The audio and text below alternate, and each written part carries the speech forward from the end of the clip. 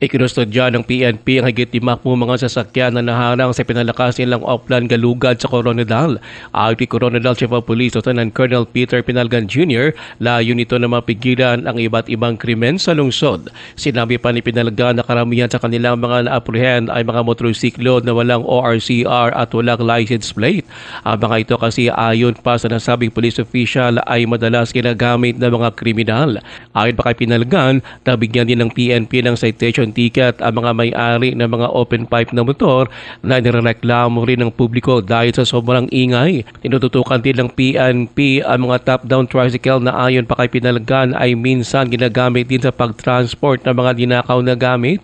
Ayon pa sa nasabing police official, ang kanilang Oplan Galugad Kamakalawa ng madaling araw ay nakatuon lang sa Barangay Zone 1. Kaya asahan na ito ay mahigpit ding ipatutupad ng PNP sa iba pang mga barangay sa Coronadal. Ang ginagawa po ng ating kapulisan ay hindi po pahirap, kundi ito po ay mga measures to ensure na safe, peaceful, and orderly ang ating syudad. Si Coronadal Chief of Police Lieutenant Colonel Peter Pinalgan Jr., Ruel Usano, NDBC Bida Balita.